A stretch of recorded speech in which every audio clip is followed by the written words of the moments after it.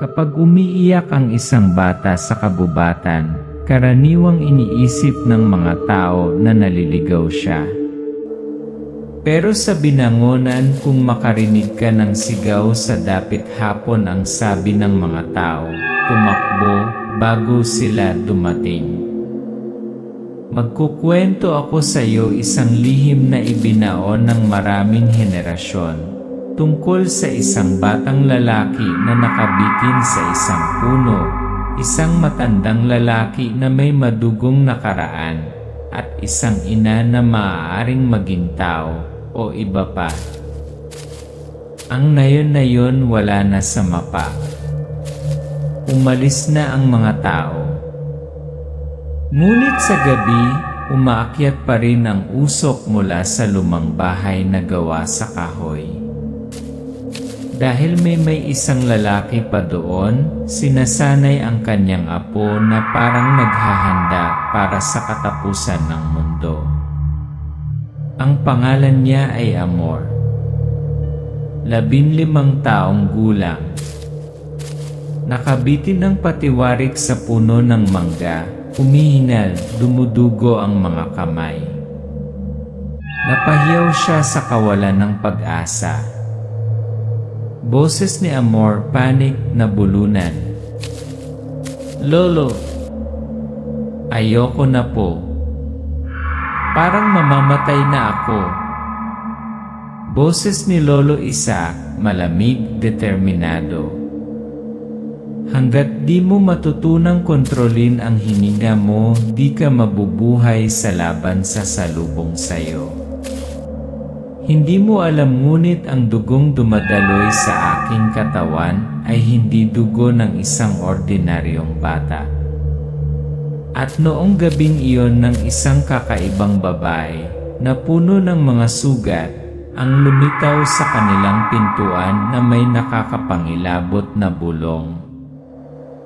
Tulungan niyo po ako, kinuha ng mga aswang ang anak ko. Mula sa sandaling iyon, nagbago ang kanilang mga kapalaran.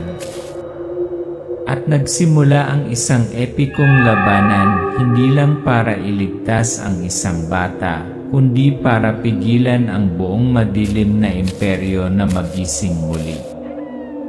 Maglolong, itinakas ganhi anak ng aswang. True story. Ang bawat lupain ay may kanya-kanyang bawal, ngunit sa binangonan, isang liblib na nayon sa paanan ng bundok, ang pinakanakakatakot na ninirahan sa loob ng mga tao mismo. Doon, may isang matandang lalaki at isang batang lalaki na nakabitin sa pagitan ng hangganan ng liwanag at kadiliman. Isang batang lalaki na humigit kumulang 15 taong gulang, pawis na pawis, ang nabigti ng patiwarik mula sa puno ng mangga sa pamamagitan ng isang lubid. Takip silim noon. Sa paanan ng puno, nakaupo ang isang matandang may pilak na buhok, matalim na parang kutsilyo sa kabubatan, na nagsusunog ng insenso at sumisigaw ng mga sinaunang spelling. Amor na sasakal, nagpapanik. Lolo, ayoko na po, parang mamamatay na ako. Lolo Isaac, malamig, hindi itinaas ang ulo. Di ka mamamatay. Amor. Pero kung hindi mo matutunang kontrolin ang hininga mo, baka pumatay ka. Ang kanyang pangalan ay Isaac, ang huling albularyo na natitira mula sa sinaunang panahon ng mga babaylan. Sinasabi na minsan ay nagsagawa siya ng exorcism para sa isang buong nayon at pagkatapos ay nawala.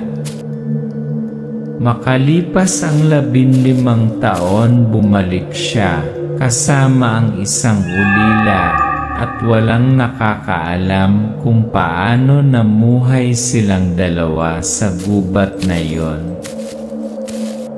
Gabi na. Nakahiga si Amor sa sahig na gawa sa kawayan. Puno ng mga sugat ang katawan. Tumulo si Isaac ng langis sa pasa. Ang kanyang mga mata ay malamig pa rin na parang bakal. Amor, pabulong. Lolo Varlies po, kailangan ko gawin lahat to. Ayoko pong maging albularyo. Gusto ko lang maging normal. Isaac, pahinto, tinititigan ang mga mata ni Amor. Walang normal sa dugong katulad ng sayo. Walang nagsabi kay Amor tungkol sa nakaraan. Walang nagsasalita tungkol sa kanyang mga magulang o kung bakit madalas siyang nakarinig ng bulong sa kanyang pagtulog. Ngunit sa tuwing magtatanong siya, nagdidilim ang mga mata ni Isaac na parang may itinatago silang mas kakilakilabot kaysa sa dilim sa kabubatan. Flashback. Nakatayo si Amor na nakatingin sa lungsod sa malayo, ang mga ilaw na kumikislap na parang pag-asa.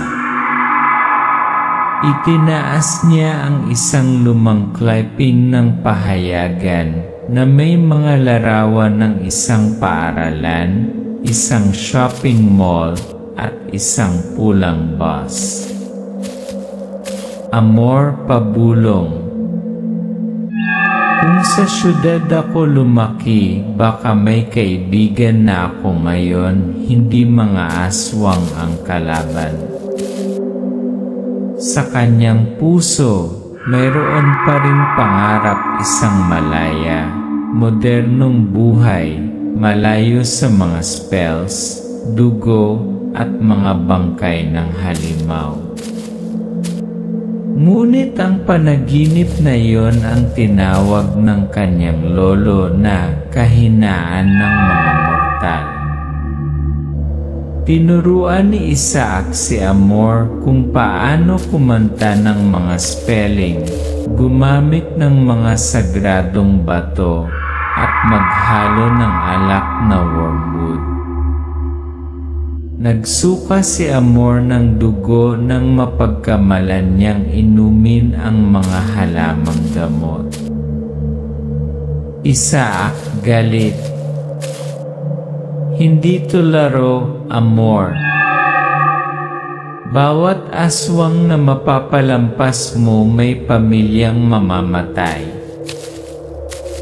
Amor, sumisigaw. Eh di kayo na lang po. Bakit ako? Wala naman akong piniling ipanganak na ganito. Hindi mo alam, pero bawat cell sa katawan mo ay nagigising.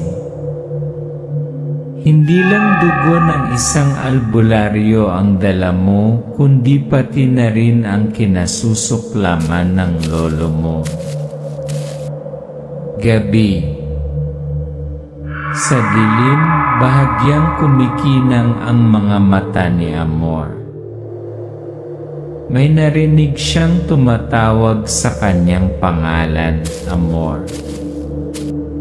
Amor, umaalingaw-ngaw mula sa kaibuturan ng kabubatan. Ngayong gabi makikita mo sila sa unang pagkakataon. Hindi sa pamamagitan ng mga libro, Hindi sa mga salita ng iyong lolo, kundi sa sarili mong mga mata at sa sarili mong dugo. Aswang Yi. Isang malakas na ingay ang nagmula sa labas ng tent. Tumayo si Isaac, hawak ang kanyang itak, kutsilyo sa gubat, ang kanyang mga mata ay kasing itim ng pana. Napabuntong hininga si Amor. Tumigil ang ihip ng hangin. Parang huminto ang space. Isaac, pabulong. May pumasok na sa hangin natin, hindi to hayop. Amor, nanginginig. Aswang. Isaac, bahagyang tumango. At hindi lang isay. Magsisimula na ang pagsubok. At si Amor ay hindi na magiging kaparehong lalaki muli. Walang pumupunta rito sa gabi maliban kung may dala silang kamatayan. Tumayo si Isaac sa harap ng kubo na gawa sa kahoy, hawak ang kanyang machete. Sa labas, ang anino ng isang babae ay nanginginig sa ulan, gulo-gulo ang buhok, punit-punit ang damit, duguan ang mga kamay. Aling Asunsyon, humihikbi. Tulungan niyo po ako, kinuha ng mga aswang ang anak ko. Amor, natatakot, umaatras. Lolo, baka aswang yan. Isaac, na may matigas na mata, mababang boses. Baka nga, kaya kailangan nating siguraduhin. Bahagyang itinali si Asunsyon sa isang post ng kawayan sa kubo. Gumagamit si Isaac ng mga halamang gamot, asin, at apoy para subukan ang kadalisayan ng kaluluwa. Sa mundo ng albularyo, kahit sino ay maaaring maging peke. Isang ina na nawalan ng anak o isang soul hunter na nagkukunwaring pag-ibig. Alam ni Isaac, apoy at katotohanan lamang ang hindi maitatago. Asunsyon, sa mahina at nanininig na boses. Wakin anak ko, kinuha siya ngayong buwan ng dilim. Di ako kasing lakas niyo, pero nanay pa rin ako. Gagawin ko ang lahat para makuha siyang pabalik ni. Scene, sumilip si Amor kay Asunsyon habang natutulog. Nakita niya ang malabong bakas ng tradisyonal na mga tattoo ng babaylan sa kanyang balikat. Hindi yan ordinaryong peklat. Ito ay marka ng isang babaylan, ngunit na bura. Isang pinalayas na shaman. Isang dating marunong magmanipula ng apoy at dugo. Amor, pabulong sa sarili. Bakit niya itinago ito? Dumating ang gabi. Sinabihan ni Isaac si Amor na magbantay. Sa unang pagkakataon, nag-iisang hinarap ni Amor ang dilim at ang tunog ng hangin ng kabubatan.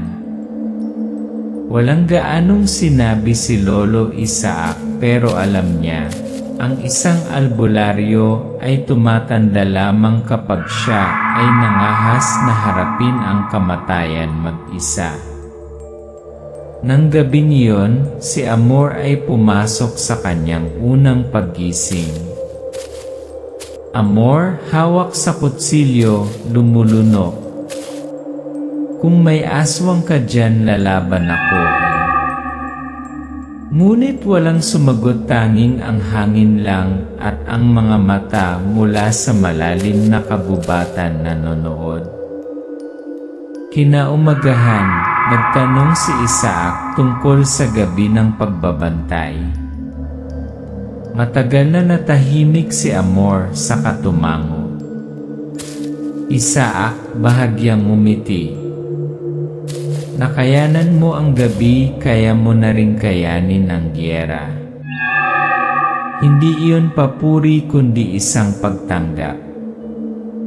Natapakan ni Amor ang isang paa sa isang kapalaran na hindi na niya matatakasan.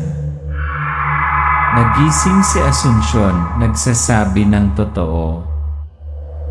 Dati siyang babaylan, ang tagapag-alaga ng kanlurang ngayon. Ngunit ipinagkanulo niya ang konseho, umibig sa isang disgist, aswang na kalaunan ay nagsilang kay Joaquin. Asuncion, nabulunan ang boses. Alam ko, di ko deserve ang tulong ninyo. Pero kung may natitira pa akong karapatang maging ina, kahit konti, ililigtas ko ang anak ko o mamamatay ako sa pagsubok. Isang ina na minsang nagtaksil sa liwanag, ngayon ay humihingi ng pagkakataon na iligtas ang natitirang bahagi ng kanyang kaluluwa. Mabubura ba ang nakaraan ng pagmamahal ng ina? O ang kanyang mga kasalanan ay hihila sa kanya pabalik sa kadiliman? Pinagmamasdan siya ni Isaac mula sa malayo, puno ng pagtatalo ang kanyang mga mata. Binulungan niya si Amor. Isaac, tao'y minsang nagkamali. Pero if she is sincere, then that child is worth saving. Amor nakatingin sa mga mata ni Asuncion. Sasamahan ko siya, Lolo. Kung magsisinungaling siya, ako ang unang makakaalam. At kaya isang kakaibang trio ang nabuo. Isang matandang salamangkero na may multo ng kanyang nakaraan. Isang binata na may kakaibang dugo. At isang ina na nakatikim ng kasalanan at pagmamahal. Lumabas sila kanluran kung saan nagsisimula ang kadiliman. May mga landas na hindi iginuhit sa mapatanging ang mga desperado lamang ang makakahanap sa kanila. Sina Isaac, Amor at Asuncion, tatlong taong nakagapos ng kadiliman, ay nagsimula ng kanilang paglalakbay pabalik sa pinagmulan ng kasamaan. Dumaan silang tatlo sa kabubatan ng Batulaw, siksik na mga dahon, baluktot na mga puno ng kahoy. Paminsan-minsan, maririnig ang isang maliit na tawa na parang bata at pagkatapos ay nawawala sa ere. Amor, pabulong. Lolo, may tumatawa. Isaac, tumigil, hinawakan ng puno ng kahoy. Ito ay hindi isang tao, ito ay isang tikbanwa, isang nawawalang kaluluwa. Huwag tumingin sa kanilang mga mata. Ang Batulaw ay hindi lamang isang kagubatan, ito ay isang buhay na alaala, isang lugar kung saan pinananatili ang mga isinumpang kaluluwa. Isang maling hakbang at mawawala ang iyong kaluluwa. Pagsapit ng gabi, sunod-sunod na alon ng mga aswang ang umatake. Ang iba ay gumagapang sa kanilang likuran. Ang iba ay lumilipad malapit sa lupa. Ang iba ay sumisigaw ng napakalakas na ang mga ulo ng lahat ay nahihilo. Isaac, nag-uutos. Amor, dumikit ka sa likod ko. Asuncion, protektahan ang likuran. Amor sumisigaw. Hindi ako natatakot. Hayaan mong labanan ko sila. Ngunit sa gitna ng pagdanak ng dugo at apoy, isang bagay sa Amor ang nagising. Ang kanyang mga mata ay bahagyang kuminang sa kadiliman. Hinablot ng aswang si Amor, pero imbes na matakot, instinctive itong nag-react, tumalon sa likod nito. Hindi natural na mabilis at saka diretsong sinaksak sa leeg ang nilalang gamit ang kanyang kutsilyo. Amor huminga ng malalim, nagpapanik. Ako hindi ko natutunan ang galaw na iyon. Paano ko ito nagawa? Isaac, nakatingin kay Amor, natigilan, bumulong. Hindi pwede. Gabi na. Nagpapahinga sila sa ilalim ng isang higanteng puno ng balete, kung saan hindi umiihip ang hangin at walang tunog. Ang Asunsyon ay naglalabas ng isang sinaunang anting-anting. Ang berdeng ilaw ay kumikislap mula sa lupa. Asunsyon. Ang lugar na ito ay dating tarangkahan sa pagitan ng dalawang mundo. At dito natuklasan kong buntis ako kay Joaquin. Boses ng tagapagsalaysay, katakot-takot, puno ng metapora. Ang puno ng balete, isang simbolo ng koneksyon sa pagitan ng mga buhay at mga patay. Ngunit ito rin ang lugar kung saan ang katotohanan ay nahayag tulad ng isang bangkay sa isang maulan na gabi. Amor, nahihilo, bumagsak. May nagsasalita sa isip ko. Lolo, pakiusap, tumigil ka. Napanaginipan ni Amor ang kanyang sarili sa isang sinaunang ritual. Nakita niya ang kanyang sarili na nakasuot ng babaylan, ngunit sa paligid niya ay may maitim na figura na may mahabang pangil, bumubulong, magkapareho tayo ng dugo. Ano ang Amor? Isang hinaharap na albularyo. O ang resulta ng isang ipinagbabawal na timpla, isang artipisyal na espiritu, kalahating liwanag, kalahating madilim. Kinaumagahan. Nakahanap si Isaac ng isang lumang talaarawan na nakatago sa paanan ng anting-anting. Sa loob nito, may nanginginig na linya, Amador, anak ng traidor. Isaac, natigilan, binasa muli ito sa kanyang ulo. Amador, anak ng isang taksil. Demonyong espiritu at babaylan. Naiintindihan ni Isaac. Bakit ang batang iyon ay may mga mata ng isang minsang naging sanhi ng pagkawasak ng buong council ng mga salamangkero? Bakit ang mga kakayahan ni Amor hindi tao? Tumingin si Amor sa tubig, ang kanyang mga mata ay kumikinang na pula sa refleksyon. Umiti siya ng mahina sa kanapaluha. Amor, pabulong.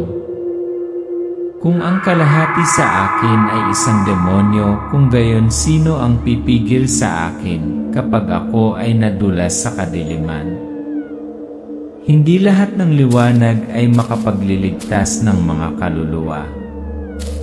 At hindi lahat ng kadiliman gustong sirain ang mundo. May mga lihim na hindi dapat nahukay. Ngunit kapag ang dugo ng isang anak ng dalawang mundo ay tumagos sa sagradong lupa, ang 1,000 taong gulang na selyo ay nagsimulang mapunit. At sa gitna ng kagubatan ng batulaw, si Sumalhay, ang sinaunang pinuno ng aswang, ay bumangon. Sumalhay, matangkad, mahaba ang pangil, mausok na buhok, mapupulang mga mata, ay makikita sa pedestal na bato na natatakpan ng sinaunang anting-anting. Hinawakan niya si Joaquin, nanginginig ang bata, ngunit puno pa rin ng galit ang kanyang mga mata. Sumalhay, umaalingaw ang boses na parang dalawang tao ang nagsasalita ng sabay. Anak ko, dugo mo ang susi. Ibabalik natin ang kadiliman.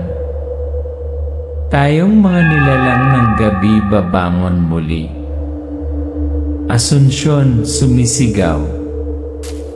Joaquin, huwag kang makinig sa kanya. Hindi siya ama mo, siya ang lalim ng bangungot. Nagsimula ang eksena ng labanan, sina Isaac, Amor at Asunsyon ay pinalibutan si Sumalhay. Bumubuhos ang iba't ibang uri ng aswang mula sa kuweba. Ang iba ay may pakpak, ang iba ay gumagapang sa lahat ng apat, ang iba ay malabo ng ambon. Isaac, mabangis. Ngayong gabi ang liwanag ay hindi atras. Ang labanan ay hindi lamang sa machetes at wormwood na apoy kundi pati na rin sa kalooban at kaluluwa. Si Isaac ay umaawit ng isang sinaunang spell, ang kanyang bibig ay puno ng dugo. Ang Asunsyon ay bumubuo ng isang proteksyon na bilog. Si Amor ay sumugod sa linya ng labanan, na may pilak na talim sa kanyang kamay. Hinarap ni Amor ang isang mabilis na aswang, umiikot siya, gumagawa ng mga ilusyon. Ngunit napapikit si Amor, nakikinig. Sa katahimikan, nararamdaman niya ang pulso ng kalaban at saksak ng saksak. Amor, bumulong. Hindi ako normal na tao, pero hindi rin ako demonyo. Sumalhay. Come here, anak. Tayong dalawa ang susunod na araw ng gabi. Amor, nanginginig ang mga kamay, ibinaba ang kutsilyo. Kung papatayin ko ang isang tao para pigilan ang isang demonyo, paano iyon naiiba sa aking ama? Alam ni Amor, ang kanyang dugo ay isang sumpa, ngunit ang awa ang pinakamatibay na tatak. Si Isaac noong nakaraan, pinilit na patayin ang sariling anak nang mag-transform siya bilang isang aswang. Umiyak siya, nanginginig ang kanyang mga kamay, hindi na alis ang dugo.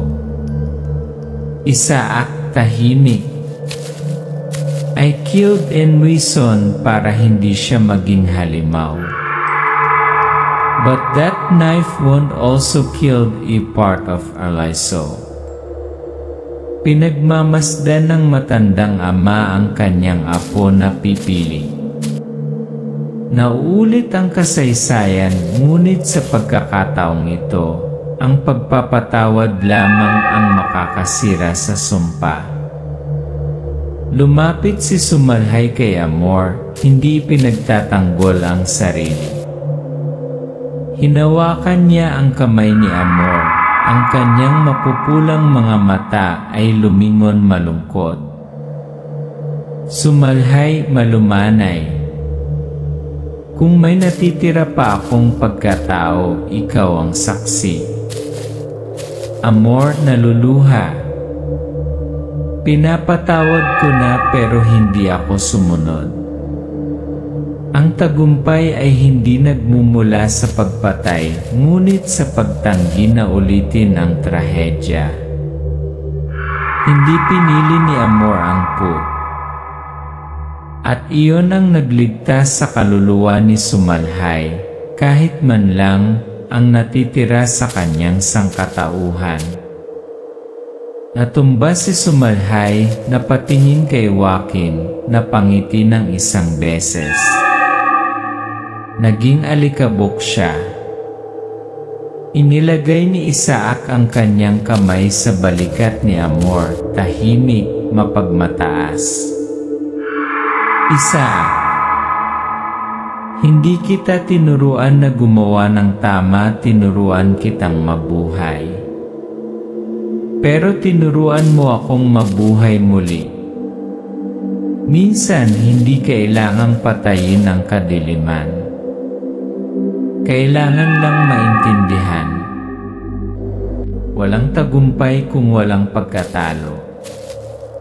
Sa sandaling talunin ang kadiliman, ito rin ang sandali na alam ng liwanag na dapat nitong sunugin ang sarili upang mabuhay. Bumagsak si Isaac matapos mabuklod si Sumalhay. Ang malamig na pawis ay bumuhos sa kanyang noo. Ang kanyang mga mata ay nagsimulang mag-ulap na parang hamog. Isaac, pabulong.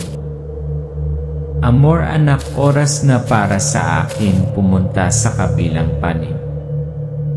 Amor, nanginginig, lumuluhod sa tabi niya. Hindi. Marami pa akong itatanong. Wala akong oras para magpasalamat sa iyo, Lolo. Isaac, nakangiti, inilagay ang kanyang kamay sa dibdib ni Amor. Hindi mo kailangang maging ako, kailangan mo lang maging iyong sarili. At huwag hayaang anumang sumpa ang magdedeklara sa iyong kaluluwa. Pinili ni Isaac na umalis tulad ng isang lampara na pinapatay ang mitsa nito upang pigilan ang kadiliman sa muling pagpasok sa mundo. Si Amor, na ngayon ay mas mature, ay nakatayo sa harap ng puno ng balete kasama sina Joaquin at Asuncion. Hawak niya sa kanyang kamay ang isang punit na lolo, anting-anting, may mansa ng dugo. Amor, nangungusap sa sarili. Hindi ako isang albularyo, ngunit ako ang magiging tarangkahan. Sa pagitan ng mundong ito at ng mundong hindi pinangahasan ng mga tao na sabihin ang pangalan nito. Hindi pinili ni Amor na maging healer, pinili niyang maging connector. Dahil hindi lahat ng may dugong demonyo ay halimaw. At hindi lahat ng nakatayo sa liwanag ay tunay na dalisay. Niyakap ng mahigpit ni Asuncion si Joaquin. Pumunta sila sa lumang nayon upang magsimula ng bagong buhay. Ngunit nang dumaan sila sa isang lusak, ang mga mata ni Joaquin ay namula pagkatapos ay mabilis na kumupas. Asuncion, malumanay. Tapos na ang lahat, di ba, anak? Joaquin, nakatingin sa harap, hindi sumasagot. Katahimikan. Ang isang patak ng tubig ay nahulog mula sa kanyang kamay. Ito ay sumingaw. Maaaring mabuklod ang sumpa. Ngunit ang dugo umaagos pa rin. At ang dugong iyon ay hindi madaling mapahinga. Post-credit scene, isang kakaibang batang lalaki, maputla ang mukha, malasalamin ang mga mata, ay naghuhukay sa ilalim ng puno ng balete sa kalagitnaan ng gabi. Ang bata, bumubulong. Inilibing nila siya dito at akala nila hindi na siya babalik ni. At pagkatapos isa pang pinto ang bumukas. Ang kwento ay nagsisimula pa lang.